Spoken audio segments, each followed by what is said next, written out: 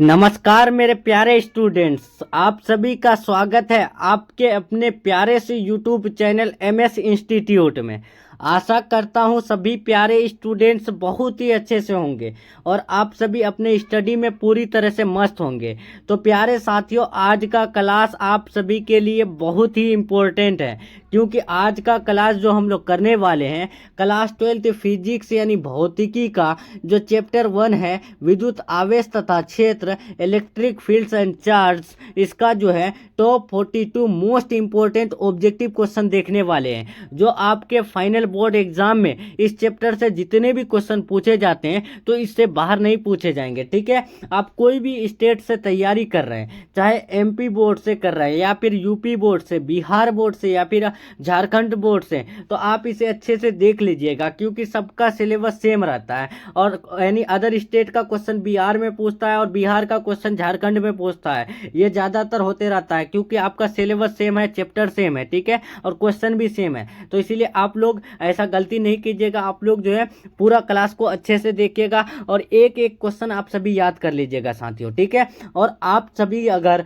कहीं पर में भी पीडीएफ परचेज नहीं किए हैं तो आप आज ही इस नंबर में कांटेक्ट करके पीडीएफ परचेज जरूर कर लें। ठीक है, बहुत ही कम फी में आपको जो है पीडीएफ दे दिया जाता है, क्योंकि बहुत स्टूडेंट अब तक ले चुका है। ठीक है, आपको बता दें जो फी रखा गया है सिर्फ एक चैप्टर का 2 रुपया रखा गया है साथियों। ठीक है, एक चैप्टर का 2 रुपया रखा गया है। आप आराम से जो है पीडीएफ परचेज करके अपना तैयारी को बेहतर कर सकते हैं। ठीक है, तो इसीलिए आज ही आप इस नंबर में कांटेक्ट कीजिए और आप अपना पीडीएफ जो है जल्दी से परचेज कर लें। ठीक है, और आप सभी अगर चैनल से नए जुड़ रहे हैं तो चैनल को सब्सक्राइब करके बेल आइकन प्रेस जरूर कर लीजिएगा। और टेलीग्राम चैनल तो आप लोग ज्वाइन होना नहीं भूलिएगा, क्योंकि वहाँ पर में भी आपको जो है पीडीएफ फ्री में दे दिया जाता है। ठीक है साथियों, तो चलिए हम लोग जो है बिना टाइम को विलम्ब किए, बिना टाइम को वेस्ट किए क्लास शुरू करते हैं। ठीक है, क्लास शुरू करने से पहले एक छोटी सी अपील है, अगर वीडियो को लाइक करके अपने दोस्तों में शेयर नहीं किए तो शेयर जरूर कर दीजिएगा। ठीक है, और क्लास आपको कैसा लगेगा आप लोग कमेंट में जरूर बता दीजिएगा। ठीक है साथियों, तो चलिए आपके स्क्रीन में पहला क्वेश्चन आ चुका है। और हाँ, आप लोग यानी लाइव चैट कमेंट बॉक्स में आंसर नहीं देते हैं, लाइव चैट कमेंट बॉक्स में आंसर दीजिएगा, तो उससे क्या होगा कि आपको जल्दी याद होगा। ठीक है, यानी लाइव चैट कमेंट बॉक्स में आंसर देने से आपके जो माइंड में सीरी बटन रहता है उसमें जाके ऐड हो जाता है। ठीक है, और आपको यानी फटाफट जल्दी याद हो जाता है। ठीक है, तो इसीलिए आप लोग आंसर लगाइएगा। ठीक है साथियों, तो चलिए पहला क्वेश्चन आपके स्क्रीन में क्या पूछा गया है कि आवेश का बीमा होता है। बहुत इंपॉर्टेंट क्वेश्चन है, ये क्वेश्चन हर साल पूछे जाते हैं। डायमेंशन ऑफ चार्ज, तो आपको याद रखना है साथियों, इसका जो डायमेंशन ऑफ चार्ज होता है यानी आवेश का जो बीमा होता है वो 80 होता है। ठीक है, और आवेश का एसआई मात्रक का बात करें, आवेश का एसआई मात्रक क्या होता है तो वो कूलाम होता है। ये भी याद रखिएगा, बहुत इंपॉर्टेंट क्वेश्चन है। आवेश का एसआई मात्रक क्या होता है तो कूलाम होता है, और आवेश की बीमा क्या होता है तो 80 होता है। यहाँ तक क्लियर। नेक्स्ट चलते हैं अब दूसरा नंबर, एप्सिलॉन नोट का मात्रक होता है। बहुत इंपॉर्टेंट क्वेश्चन है एप्सिलॉन नोट का मात्रक, तो आपको याद रखना है the unit of epsilon note is यानी फैराड पर मीटर, यानी फैराड मीटर इनवर्स 1 हो जाएगा। ठीक है साथियों, इसका राइट आंसर बी हो जाएगा। नेक्स्ट चलते हैं तीसरा नंबर, और हाँ कोई भी क्वेश्चन में आपको डाउट हो आप लोग कमेंट बॉक्स में पूछते रहिएगा। ठीक है साथियों, तो चलिए तीसरा नंबर क्या पूछा गया है कि किसी दूरी पर अवस्थित दो आवेशित कणों के बीच विद्युत बल F है, यदि उनके बीच की दूरी आधी कर दी जाए तो विद्युत बल का मान क्या होगा। बहुत इंपॉर्टेंट क्वेश्चन है। The electric force between two charge particles यानी located at a distance is F, if the यानी distance between them is halved then the value of the electric force will be, यानी electric force यानी विद्युत बल का जो मान होगा वो क्या होगा, तो आपको याद रखना है 4F हो जाएगा। ठीक है, इसका right answer option number A हो जाएगा। नेक्स्ट चलते हैं चार नंबर बहुत इंपॉर्टेंट क्वेश्चन है। देखिए, जब कोई भी वस्तु को आवेशित किया जाता है तो उसका द्रव्यमान, मान लीजिए ये कोई वस्तु है। ठीक है साथियों, और इसमें हम पॉजिटिव चार्ज और माइनस चार्ज देंगे। ठीक है, मतलब कि इसमें हम चार्ज देंगे तो इसका जो द्रव्यमान हो जाएगा तो वो क्या होगा, तो इसका जो द्रव्यमान यानी मास जो हो जाएगा ना वो बढ़ भी सकता है या फिर घट भी सकता है। ठीक है, क्या पता माइनस जो चार्ज देंगे उससे जो है यानी बढ़ जाएगा उसका द्रव्यमान, या फिर आपका जो है यानी पॉजिटिव चार्ज देंगे तो वो घट भी सकता है, ठीक है। तो इसीलिए इसका राइट आंसर बी यानी डी हो जाएगा, ठीक है। जब कोई भी वस्तु को अगर हम लोग चार्ज करेंगे तो उसका द्रव्यमान क्या हो जाएगा, तो बढ़ भी सकता है और घट भी सकता है, ठीक है। क्लियर। नेक्स्ट चलते हैं 5 नंबर। जब किसी वस्तु को आवेशित किया जाता है तो उसका द्रव्यमान, वही क्वेश्चन है, यानी बढ़ या घट सकता है। नेक्स्ट चलते हैं 6 नंबर कि विद्युतशीलता का ऐसा ही मात्रक होता है। बहुत इंपॉर्टेंट क्वेश्चन है ये क्वेश्चन, आप हर हाल में याद रखिएगा, ठीक है साथियों। ये आपको हर हाल में याद रखना है, बहुत इंपॉर्टेंट क्वेश्चन है। यानी विद्युतशीलता का एसआई मात्रक क्या होता है, एसआई यूनिट ऑफ द, यानी the unit of SI unit जो है इलेक्ट्रिक पोटेंशियल। तो आपको याद रखना है 6 का जो राइट आंसर हो जाएगा वो ऑप्शन नंबर ए हो जाएगा, यानी न्यूटन पर पावर -1 होगा, ठीक है।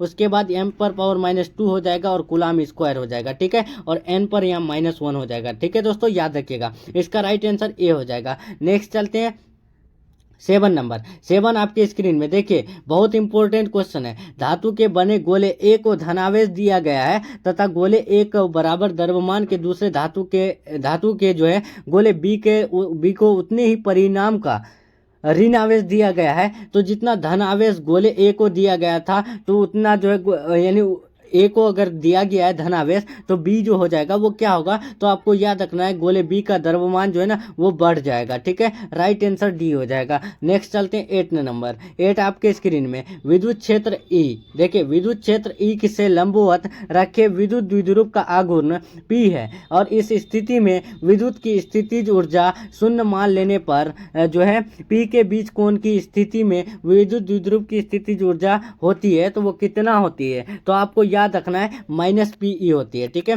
राइट आंसर बी हो जाएगा। नेक्स्ट चलते हैं 9 नंबर। कूलाम बल होता है, तो कूलाम बल कैसा बल होता है, तो यह हर बच्चा को पता होगा कि वो सेंट्रल फोर्स और इलेक्ट्रिक फोर्स होता है, मतलब केंद्रीय बल और विद्युत बल दोनों होता है। राइट आंसर सी हो जाएगा। नेक्स्ट चलते हैं 10 नंबर चलते हैं, ठीक है। 10 नंबर आपके स्क्रीन में 10 नंबर क्वेश्चन क्या पूछा गया है, यदि समरूप विद्युत क्षेत्र एक्स अक्ष की दिशा में विद्यमान है तो समविभव होगा। तो आपको बता दे प्यारे साथियों कि एक्स अक्ष की दिशा में अगर विद्यमान पूछे तो उनकी जो यानी समविभव होगा तो वो वाई जेड में होगा, ठीक है। और वाई अक्ष की दिशा में पूछे तो वो हो जाएगा एक्स जेड में, और जेड यानी अक्ष की दिशा में पूछे और समविभव अगर यानी पूछे तो आपको ध्यान रखना है एक्स वाई होगा, ठीक है। तो यहाँ पर हम लोग को एक्स चाहे तो वाई जेड हो जाएगा। तो राइट आंसर क्या होगा, option number C Y Z तल की दिशा में, ठीक है। If uniform electric field exist in the direction of X axis then equipotential will B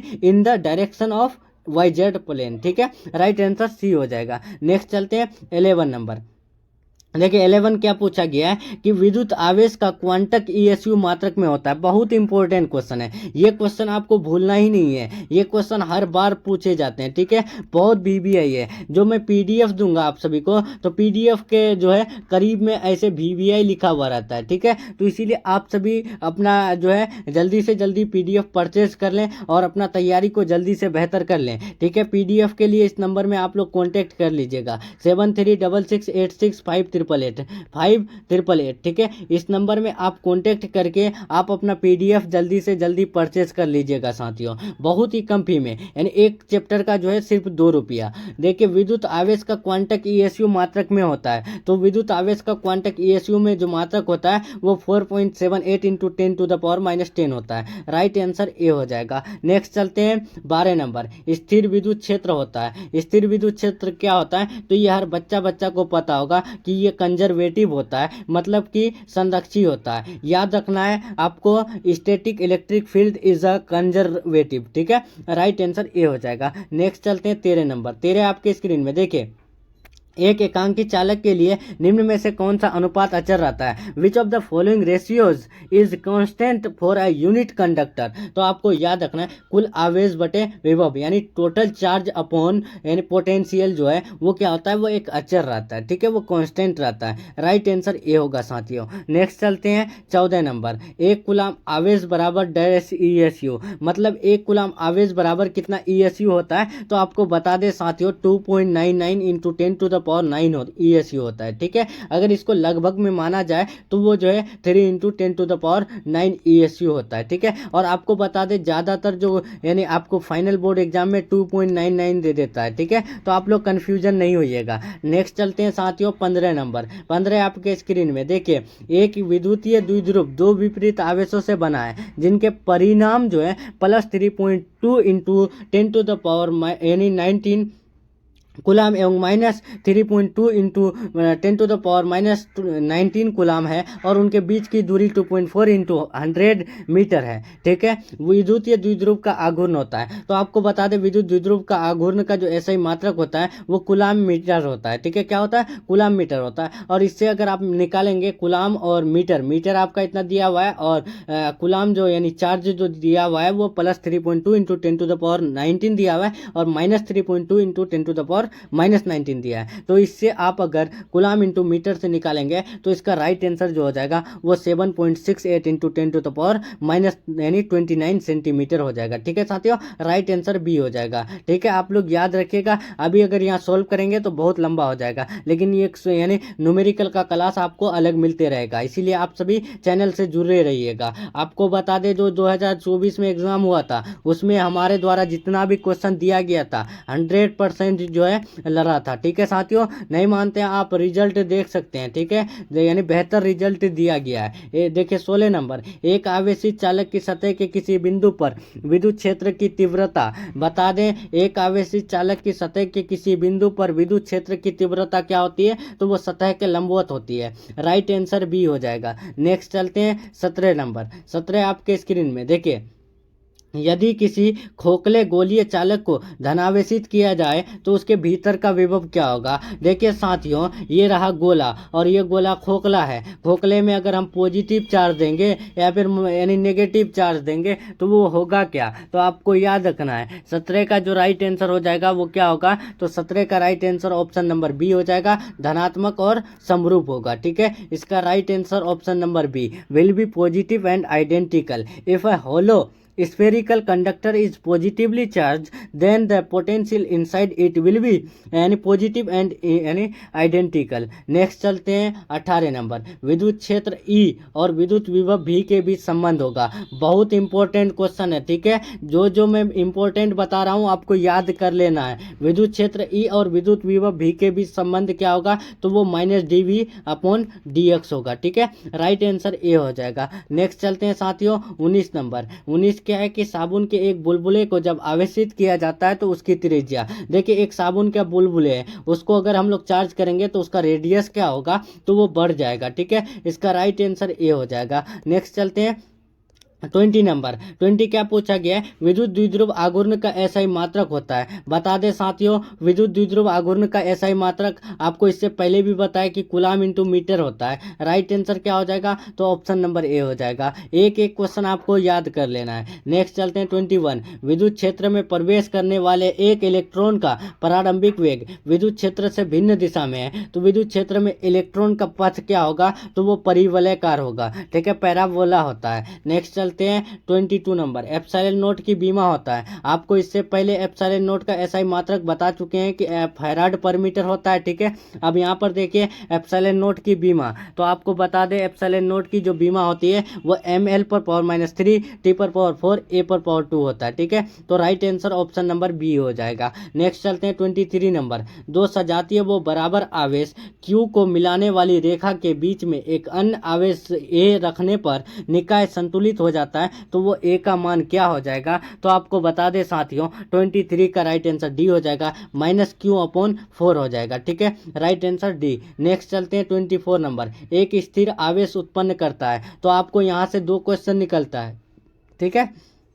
एक स्थिर आवेश निकलता है, ठीक है साथियों, एक स्थिर आवेश और एक गतिमान आवेश। तो आपको यहाँ पर स्थिर आवेश का बात किया है, तो स्थिर आवेश से जो उत्पन्न करता है तो स्थिर आवेश क्या उत्पन्न करता है? केवल विद्युत क्षेत्र, ठीक है। और जो गतिमान आवेश होता है यानी जो गति करता है तो वो क्या उत्पन्न करता है? तो वो जो है ना गति करने वाले जो आवेश यानी गतिमान आवेश जो है वो विद्युत क्षेत्र और चुंबकीय क्षेत्र दोनों उत्पन्न करता है। और स्थिर, ये स्थिर मतलब क्या? यानी स्टेटिक चार्ज होता है, ठीक है, यानी स्टेबल, स्थिर, आराम वाला चार्ज जो है वो क्या होता है, तो वो केवल विद्युत क्षेत्र उत्पन्न करता है। और आपको याद रखना है, गतिमान आवेश विद्युत क्षेत्र तथा चुंबकीय क्षेत्र दोनों उत्पन्न करता है। क्लियर। नेक्स्ट चलते हैं, निम्नलिखित में किसका अस्तित्व संभव नहीं है। बहुत इंपॉर्टेंट क्वेश्चन है, इनमें से किसका जो है अस्तित्व संभव नहीं है। तो आपको पता होगा कि एक इलेक्ट्रॉन में जो चार्ज होता है 1.6 इंटू 10⁻⁹ होता है। ठीक है, कितना होता है साथियों, एक इलेक्ट्रॉन पर जो चार्ज होता है 1.6 इंटू 10⁻⁹ होता है। ठीक है, अब इससे अगर आप लोग डिवाइड देंगे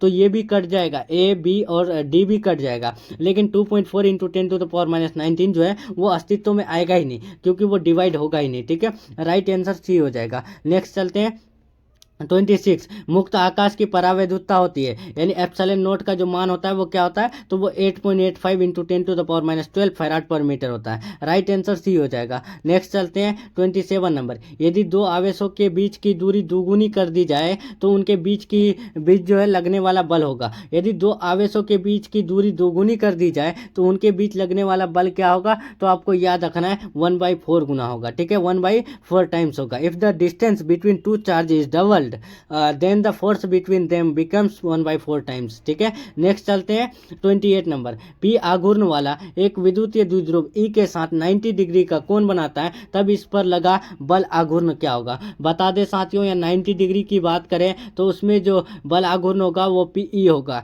और वहीं पर बात करें 180 डिग्री की तो 180 डिग्री में 2PE हो जाएगा। ठीक है, क्लियर, आप लोग को याद करना है। नेक्स्ट चलते हैं 29 नंबर, ई वेक्टर तीव्रता के विद्युत क्षेत्र में पी वेक्टर बल आघूर्ण है। ठीक है, पी वेक्टर द्विध्रुव आघूर्ण वाला जो है विद्युत द्विध्रुव पर लगने वाला बल होगा। तो आपको बताना है इसका राइट आंसर 29 का, तो आपको बता दे इसका राइट आंसर हो जाएगा P vector into E vector होगा। ठीक है, इसका right answer option number A होगा। नेक्स्ट चलते हैं 30 नंबर, किसी विद्युत द्विध्रुव के अक्ष से r दूरी पर विद्युत क्षेत्र की तीव्रता। बहुत इंपॉर्टेंट क्वेश्चन है, कोई भी विद्युत द्विध्रुव के अक्ष से यानी दूरी पर जो है विद्युत क्षेत्र की तीव्रता क्या होगी, तो वो आपको याद रखना है E समानुपाती 1/r³ होगी। ठीक है, राइट आंसर डी हो जाएगा। नेक्स्ट चलते हैं 31 नंबर, विद्युत तीव्रता की बीमा होता है। विद्युत तीव्रता की बीमा क्या होता है, तो आपको याद रखना है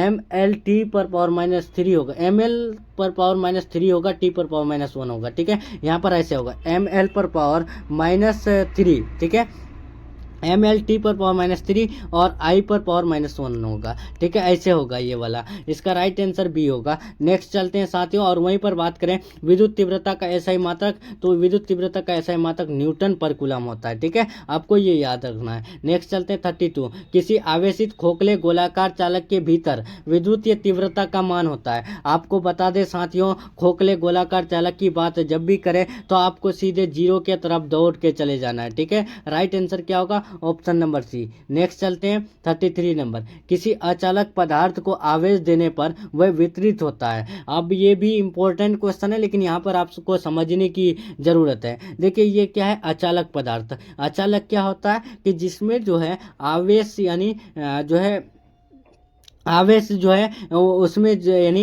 पारदर्शित ना हो। ठीक है, यानी उस पर जो है चार्ज का कोई असर ही ना पड़े, तो उसे हम लोग अचालक कहते हैं। ठीक है, तो अब अचालक को अगर हम लोग जबरदस्ती चार्ज जो देंगे तो वो वितरित होगा कहीं, बताइए, कहीं नहीं होगा ना। तो राइट आंसर क्या होगा, इनमें से कोई नहीं, सतह पर में भी नहीं होगा, केवल भीतर भी नहीं होगा, सतह के अलावा अंदर में भी नहीं होगा। ठीक है, तो राइट आंसर डी हो जाएगा, इनमें से कोई नहीं। नेक्स्ट चलते हैं 34 नंबर, किसी परावैद्युत का परावैद्युतांक यदि ER हो तो और उसमें जो है दो बिंदु आवेशों के बीच क्रियाशील बल F हो, तो परावैद्युत को हटा देने पर उन दोनों आवेशों के बीच क्रियाशील बल का मान क्या होगा, तो आपको याद रखना है √E यानी εr × F हो जाएगा। ठीक है, राइट आंसर ए। नेक्स्ट चलते हैं 35, R दूरी से अलग दो आवेशों के बीच बल F लगता है, यदि आवेशों का मान दोगुना कर दिया जाए तो उनके बीच की दूरी आधी कर दी जाए तो उनके बीच लगने वाला बल क्या होगा, तो वो 16 F हो जाएगा। नेक्स्ट चलते हैं 36 नंबर,